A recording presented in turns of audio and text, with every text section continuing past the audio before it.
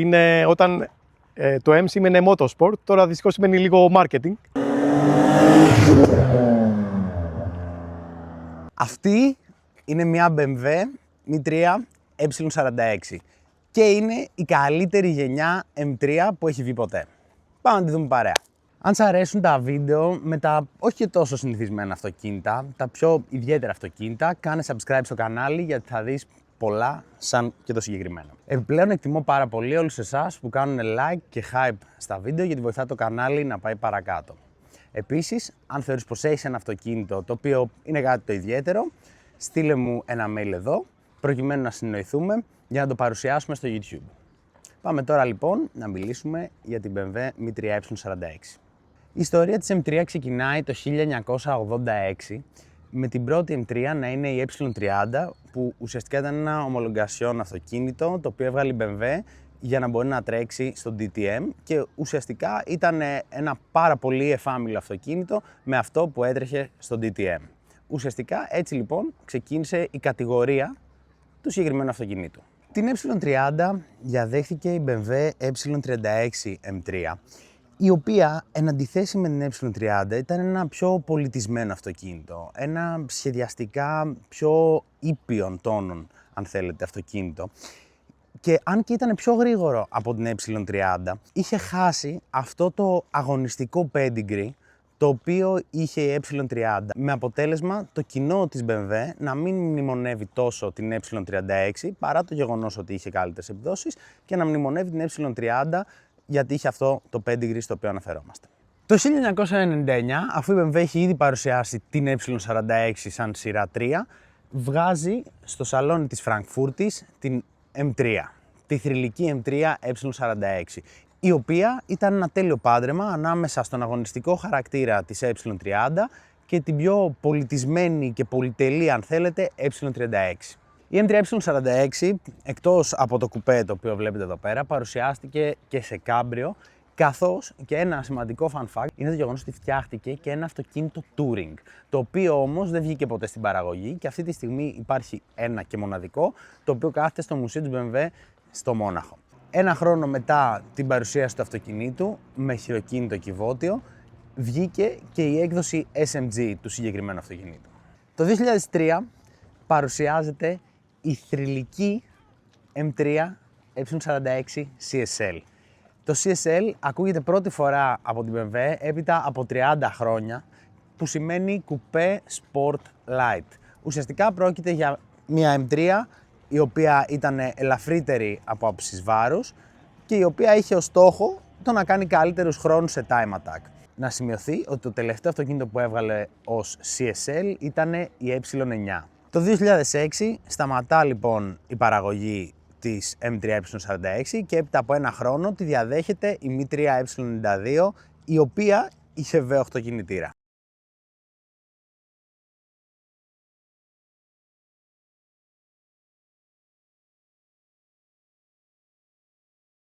Πάμε λοιπόν τώρα να συζητήσουμε λίγο τα εξωτερικά χαρακτηριστικά της BMW M3 E46.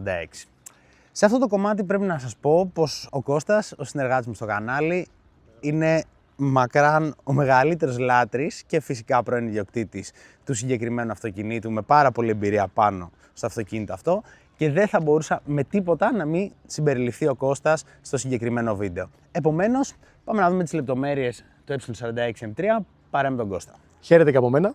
Σήμερα είναι ένα αγαπημένο επεισόδιο για μένα. Αυτό το αυτοκίνητο πάντα μου άρεσε από παιδί. Είχα τη χαρά σχεδόν 15 χρόνια να το έχω στην κατοχή μου.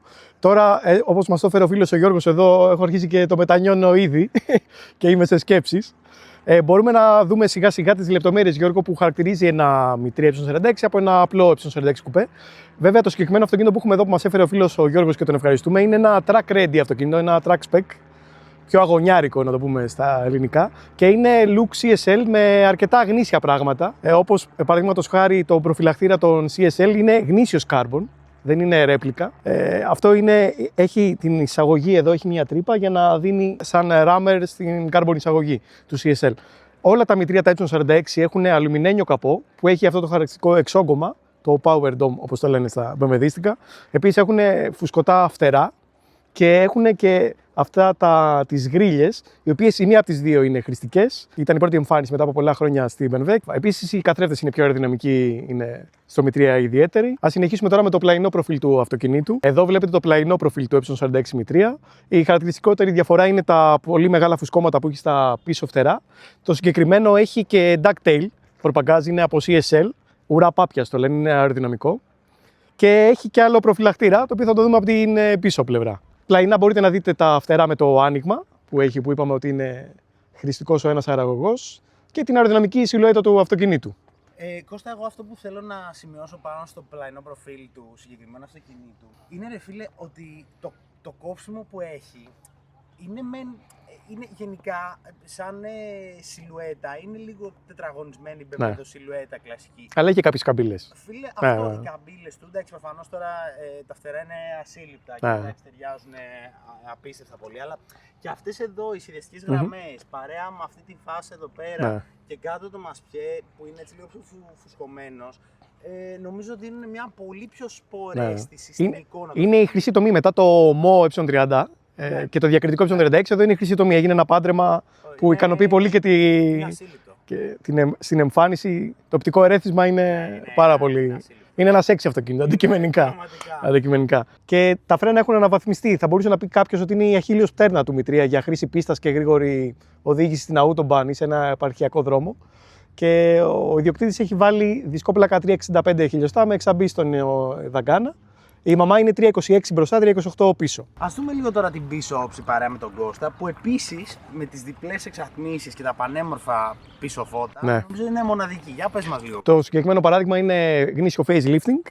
Ένα fun fact είναι ότι στο μητρία E46 και γενικά στα περισσότερα μητρία δεν αλλάζει στο facelift, Γιώργο, το μπροστινή όψη. Το μπροστινό μέρος είναι ίδιο, αλλά στο lifting έχει τα φώτα LED, τα οποία εκτός από πιο όμορφα είναι και ένα feature ασφάλειας, γιατί ενημερώνονται οι πίσω οδηγοί πιο γρήγορα και επίσης είναι 2 σταδίων. Σε απότομο φρενάρισμα ανάβουν όλες οι λεντοκυψέλες. Και νομίζω επίσης ότι ο τρόπος που είναι στημένα που έχουν έτσι αυτές τις κυψέλες, δεν ξέρω πώς να το θέσω ακριβώς. Ότι δίνουν μια έτσι μοναδική αγριάδα, μια έτσι πολύ ωραία εικόνα από πίσω. Και κομψό όμως είναι. Επίσης, όπως είπαμε, έχει το ducktail, το προπαγκάζ του CSL, το οποίο βοηθάει στην κάθετη δύναμη και είναι η πρώτη φορά που εμφανίστηκε σε μητρία οι 4 εξατμίσεις. Έχει 2 διπλές, είναι αληθινές και έχει και το carbon diffuser του CSL. Όπως βλέπουμε εδώ, ο προφυλακτήρας δηλαδή είναι όλος διαφορετικός, εκτός από το μπροστά-πίσω φτερά. Ένα fun fact είναι ότι το γνήσιο CSL ήταν η πρώτη εμφάνιση carbon οροφής σε μητρία, το οποίο χαμηλώνει το κέντρο βάρους, αφαιρώντας από το ψηλότερο σημείο βάρος, όπως βλέπετε και στη φωτογραφία. Το facelift με αυτές τις διαφορές στα φανάρια παρουσιάστηκε το 2003. Έγινε μια ανανέωση. Πάμε λίγο επιφυλακτικά εγώ εδώ πέρα πίσω που βρίσκομαι να ακούσουμε ένα startup σε E46 μητρία.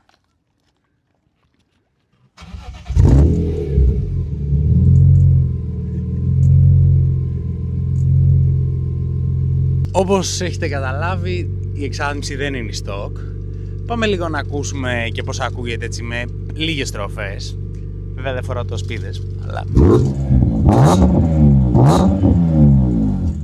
Εντάξει, ο ήχος είναι θρυλικός όπως καταλαβαίνετε. Πάμε λίγο τώρα να δούμε το χώρο αποσκευών της E46 M3.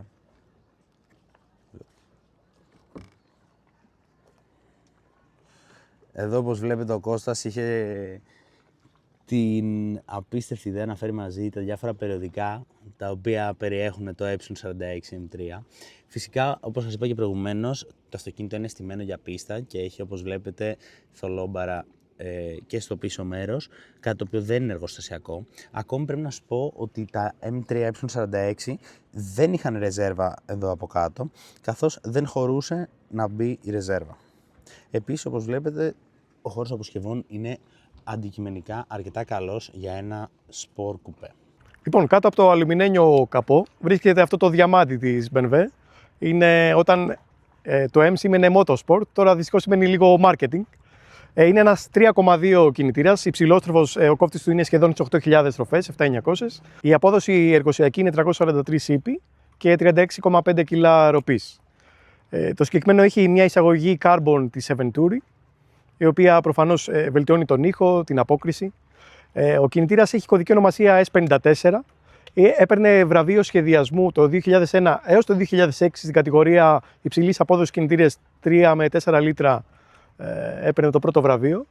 Και το συγκεκριμένο μοτέρ το φορούσε και το Z4M, κουπέ και roadster, έβγαινε μέχρι το 2008 στην παραγωγή.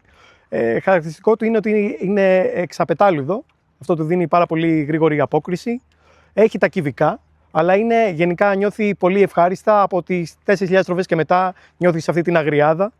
Δεν έχει το ραφινάρισμα που έχει ένας απλός εξακύλιδος στην BMW, αλλά είναι ένα αγωνιστικό μοτέρ. Μην ξεχνάμε ότι η BMW τότε είχε εμπλοκή και στη Φόρμουλα 1 και αργότερα με το V10 και με το V8. Τα πρώτα μητρία του 46 δεν είχαν μπάρα θόλων εργοσιακά. Τα μετέπειτα, νομίζω από το 2002 και μετά έβαλε την μπάρα θόλων. Μπορούμε να πούμε επίσης ότι δεν είναι όλος αλουμινένιος και αυτό το κάνει ακόμα πιο ισχυρό, να αντέχει μεγάλες αποδόσεις, ακόμα και βελτιώσεις. Δηλαδή, κάποιοι κάνουν την αεροσυλία και τα τουρμπίζουν και με μαμά αντέχει. Ένα fun fact με τα BMW είναι ότι ο εγκέφαλός της Siemens, η EQ του, κάνει 25 εκατομμύρια υπολογισμούς ανά δευτερόλεπτο. Είναι εντυπωσιακό νούμερο γιατί μιλάμε για 25 χρόνια πριν. Βλέπετε, παρατηρείτε το μοτέρ ότι είναι προς τα πίσω, γι' αυτό του δίνει την κατανομή 50% μπροστά πίσω και βοηθάει την οδική συμπεριφορά. Κάτι άξιο αναφορά στο οποίο μου είπε τώρα ο Κώστας και ο Γιώργος είναι το γεγονός πως ο σχεδιαστής, ο υπεύθυνος μάλλον της M, την εποχή που βγήκε το Mi 3Y46 ήταν ο Gerhard Richter. Και η BMW στην Ελλάδα με το συγκεκριμένο αυτοκίνητο έχει μάλιστα κάνει και ένα λογοπαίγνιο. Το είχε λανσάρει, ναι, ότι έφερε σεισμό στην κατηγορία. Δεν περιμένεις κάτι άλλο από έναν άνθρωπο που το επώνυμο του είναι Richter. Κλασικά στο ξεκλείδωρο BMW της εποχής ήταν το διπλό βάνος, που ήταν σύστημα μεταβλητού χρονισμού των βαλβίδων. Και χαρακτηριστική είναι η χρειά που έχει αυτός ο εξακύλιδος. Έχει πολύ γρέζι, πολύ άγριος και είναι πολύ, πολύ χαρακτηριστικό. Κώστα, όμως τώρα αυτό που θέλω να κάνουμε είναι να ακούσουμε αυτή τη μελωδία. Ναι. Ιδίως με την εισαγωγή, το Ramer ακούγεται πολύ, πολύ όμορφα. Ναι. Για πάμε λίγο τώρα να ακούσουμε πώς ακούγεται η εισαγωγή.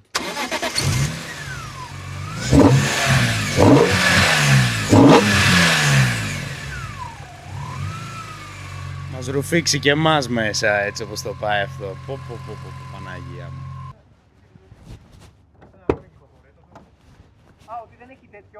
Βρισκόμαστε τώρα στο εσωτερικό της BMW M3 E46. Αρχικά, ένα πολύ βασικό χαρακτηριστικό το οποίο παρατηρώ απευθείας είναι, παρά το γεγονός ότι το αυτοκίνητο έχει ένα πιο αγωνιστικό χαρακτήρα και το συγκεκριμένο ειδικά, το οποίο είναι και track spec, πρέπει να σας πω πως η ποιότητα κατασκευής είναι ασύλληπτη. Δηλαδή, στιβαρό τιμόνι, ωραία μεταλλικά paddles. Ένα από τα πιο όμορφα χαρακτηριστικά το οποίο έχει το συγκεκριμένο αυτοκίνητο Quadrant του, το οποίο θα δούμε σε λίγο. Εδώ έχουμε μια aftermarket μονάδα, η οποία όμως ταιριάζει με το αντίστοιχο της εποχής. Όπως έχετε καταλάβει, το αυτοκίνητο φοράει μέσα στο σαλόνι, οι επενδύσεις είναι carbon, είναι ουσιαστικά από το CSL. Ας πάμε λοιπόν να δούμε αρχικά το τιμόνι, το οποίο είναι έτσι ένα χοντρό, στιβαρό τιμόνι και μου θυμίζει λίγο την E39. Φυσικά εδώ έχει τις πολλαπλές λειτουργίες της εποχής φυσικά και cruise control με τις ρυθμίσεις του, τις ρυθμίσεις του ήχου και της πηγής. Έχει μέχρι και voice control, το οποίο είναι εντυπωσιακό, δεν πρέπει να το δω. Γενικά ένα πολύ ολοκληρωμένο τιμόνι της εποχής και αξίζει να αναφέρω πως, εντάξει, στη συγκεκριμένη περίπτωση δεν ισχύει τόσο αυτό που θα σας πω, όμως σε γενικές γραμμές το E46 M3 δεν είναι ένα αυτοκίνητο το οποίο είναι αποκλειστικά για σπορ και αγωνιστική χρήση. Είναι και ένα αυτοκίνητο με το οποίο μπορείς να το χρησιμοποιήσεις για να πας και στον επαρχιακό δρόμο και για να κάνεις ακόμα και daily driving αν είσαι αρκετά γενναίος. Πάμε λοιπόν τώρα να δούμε λίγο το καντράν. Στο σημείο αυτό βλέπετε το μοναδικό καντράν της E46 M3. Μπορεί να είναι ένα λιτό design τυπικό για BMW της εποχής, όμως κρύβει διάφορες ενδιαφέρουσες λεπτομέρειες. Σε βασικό επίπεδο, φυσικά το αυτοκίνητο έχει τη στάθμη του καυσίμου, το ταχύμετρο, το στροφόμετρο και τη θερμοκρασία των υγρών του ψυγείου και θερμοκρασία λαδιού. Κάτι αρκετά άξιο αναφοράς είναι το γεγονός πως σε αυτό εδώ το σημείο, αν παρατηρήσετε, υπάρχουν λαμπάκια, όπως βλέπετε τώρα στη φωτογραφία, τα οποία λαμπάκια, όταν ξεκινάς το αυτοκίνητο και είναι κρύο, ουσιαστικά σου δείχνουν ότι δεν πρέπει να ξεπεράσεις το σημείο αυτό των στροφών για να μην κάνεις θωρές στον κινητήρα. Και φυσικά το στροφόμετρο, το σημείο στο οποίο φτάνει ο κόφτης, είναι σημειωμένο ουσιαστικά με λαμπάκια. Επιπλέον, κάτω από το κοντέρ βρίσκονται διάφορες ενδείξεις του αυτοκινήτου περί χειρόφρενου, περί ζώνης, περί αερόσακων και φυσικά τα διάφορα warning lights στο σημείο αυτό εδώ, καθώς και το τυπικό E46 χαρακτηριστικό που είναι αυτό το αυτοκίνητο, η κάτωψη μάλλον του αυτοκινήτου που δείχνει ποιες πόρτες ουσιαστικά είναι ανοιχτές στο αυτοκίνητο.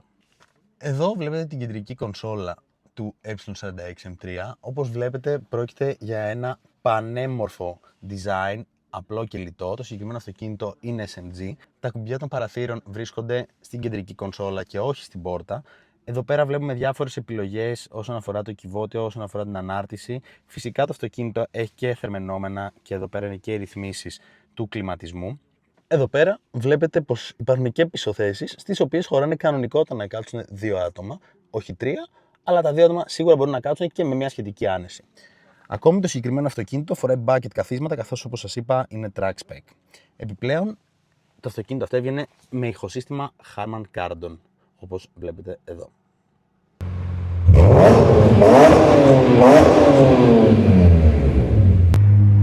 Λοιπόν, βρισκόμαστε εδώ μέσα στο Mi 3 E46 του Γιώργου. Το αυτοκίνητο το νιώθεις αρκετά σκληρό, προφανώς γιατί είναι για πίστα. Θέλουμε να μας πει και εκείνος τη γνώμη του από τα χρόνια που το έχει. Γιώργο, καλησπέρα. Ευχαριστούμε πολύ. Καλησπέρα, παιδιά.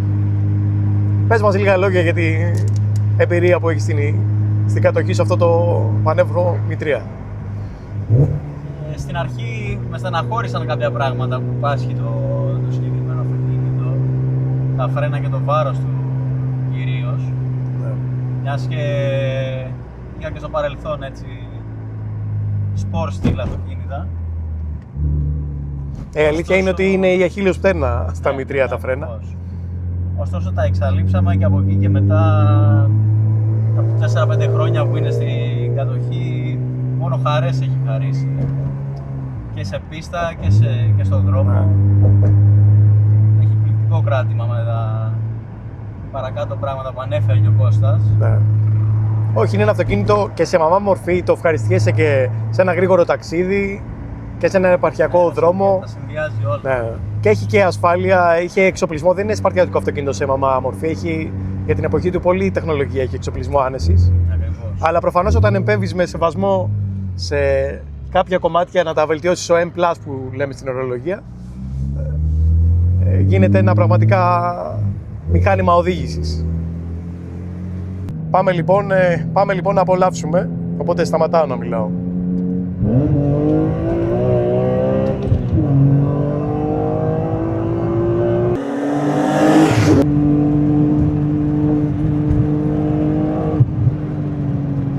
Γιώργο, αξίζει να αναφέρουμε και τα 3-4 σημεία που πονάνε αυτά τα αυτοκίνητα που είναι τα αρνητικά τους, Ναι, και το οποίο έχει βγει και κακή φήμη. Βέβαια, ό,τι προσέχει σε προσέχει.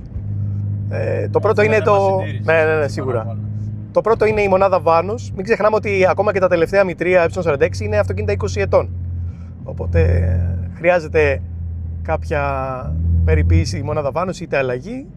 Το άλλο είναι το πάτωμα, που είναι ένα. Για το βάνος Ναι. αναφέρεται ότι συχνά έβγαινε σε αυτοκίνητα που δεν ενεργοποιούταν, που ήταν πιο καθημερινά, Μάλιστα, πιο ήσυχα, ναι. ας πούμε. Που δεν τα σκίζανε λίγο, ας μου επιτραπεί ο όρος, να ξεκαπνιστούν. ακριβώς. Κακή χρήση οπότε λοιπόν. Ήθελε να δουλεύει σε υψηλές τροφές, να Ναι. ενεργοποιείται. Το άλλο με το πάτωμα ήταν, ιδίως τα πρώτα κόβανε πίσω οι βίδες, ήταν λεπτή η λαμαρίνα από ό,τι έχω ακούσει και κόβανε το πάτωμα, ιδίως στα SMG, γιατί νιώθεις και πιο καρφωτές οι σχέσεις. Νομίζω υπάρχει και ένα kit ενίσχυσης πλέον. Τα περισσότερα ή το έχουν κάνει προληπτικά ή το έχουν κάνει. Έδινε και η BMW σαν αντικατάσταση. Ναι. Και το κλασικό είναι τα μέταλλα στροφάλου. Το οποίο. Και αυτό το αναφέρει σαν αναλώσιμο. Ναι. Έκανε και μια ανάκληση με τα τριμεταλλικά. Αλλά αν αναλογιστούμε πόσο πολύ στροφό είναι το αυτοκίνητο και ότι είναι η πολιτική μορφή ενός αγωνιστικού μοτέρ. Ναι, είναι λογικό. Είναι μέσα στα πλαίσια. Προφανώς το αυτοκίνητο δεν είναι supercar, είναι ένα sports car. Αλλά το μοτέρ του έχει αγωνιστικό pedigree. Αλλά σε γενικές γραμμές πιστεύω ότι είναι αξιόπιστο και είναι και ακόμα η εποχή που αν είσαι φυσιολογικός στο ταξίδι, η κατανάλωσή του δεν είναι κάτι τραγικό. Όχι, είναι υποφερτή μετά. Ναι. Είσαι μέσα στα όρια. Ναι. Δηλαδή μπορεί να κινείσαι γύρω στα 11-12 λίτρα ανετότατα σε ταξίδι. Ναι, σίγουρα. Χωρίς να κινδυνεύεις να σου πάρει το δίπλωμα. Και προφανώς για μέσα στην πόλη, εντάξει, δεν είναι αυτό το αυτοκίνητο. Παρέα με Γιωργάρα, οδηγάρα μεγάλη και πολύ άξιος ιδιοκτήτης, θα τολμήσω να πω. Και δεν το λέω γλυψίστικα, το λέω ότι έχει στήσει ένα πολύ ευχάριστο αυτοκίνητο. Η λέξη που μου βγαίνει, παιδιά, να πω απευθείας όταν βρίσκομαι μέσα σε αυτό το αυτοκίνητο και μειώντας και αν στη θέση του οδηγού, λέμε τώρα, είναι ευτυχία. Δηλαδή, ακόμα και από τον συνοδηγό, νιώθεις ένα πολύ ευχάριστο συναίσθημα όσον αφορά την οδήγηση. Πολλοί λένε, κράζουν το SMG και λένε ότι υστερεί σε σχέση με το manual, αλλά εμένα εγώ το βρίσκω αρκετά ευχάριστο στο κατέβασμα, ο ήχος που κάνει και ότι με το πρόγραμμα του CSL κάνει και ρεύματος, όπως μου είπε εδώ ο Γιώργος. Σε γενικές γραμμές επίσης δεν καταλαβαίνεις τα χιλιόμετρα σε καμία περίπτωση. Σου εμπνέει τρομερή ασφάλεια. Αυτό, σε εμπνέει τρομερή ασφάλεια. Γενικά έχει εμπιστοσύνη. Εμπιστοσύνη, ευτυχία, αυτά τα δύο πράγματα, ρε φίλε. Πραγματικά δεν νιώθεις ότι το αυτοκίνητο τα τρώει όλα. Δεν ζορίζεται σε τίποτα. Αυτά λοιπόν όσον αφορά την BMW E46 M3. Φυσικά, όπως είδατε σε όλο το review, είναι ένα φανταστικό αυτοκίνητο, το οποίο στην εποχή του κόντραρε στα ίσια την Porsche 911-996 και λίγο την 997. Το βασικό συμπέρασμα στο οποίο έχουμε έρθει, νομίζω όλοι έπειτα από το review αυτού του φοβερού αυτοκινήτου, είναι πως η BMW M3 E46 αποτυπώνει αυτή την ψυχή, αυτό το χαρακτήρα, ο οποίος πλέον έχει χαθεί από τις σύγχρονες BMW. Πέραν από το γεγονός ότι στην εποχή του κόντραρε στα ίσια την Porsche 911-996, πρέπει να σας πω πως αυτό το πράγμα που έχει αυτό το αυτοκίνητο με ατμοσφαιρικό κινητήρα και την πίσω κίνηση είναι κάτι το οποίο σήμερα η BMW έχει χάσει. Μπορεί να βγάζει αποτελεσματικότερα, όπως το έθεσε και ο Κώστας πολύ σωστά, αυτοκίνητα, τα οποία όμως δεν έχουν καμία σχέση στην αίσθηση με αυτό εδώ το αυτοκίνητο. Και γι' αυτό αξίζει να είναι ένα αυτοκίνητο το οποίο μνημονεύεται. Οπότε, όποιος έχει την ευκαιρία να οδηγήσει ή να έχει ένα τέτοιο αυτοκίνητο, είναι πάρα πολύ τυχερός κατά την ταπεινή μου άποψη. Τα λέμε στο επόμενο βίντεο. Γιώργο, σε ευχαριστώ πραγματικά για την υπέροχη βόλτα την οποία κάναμε.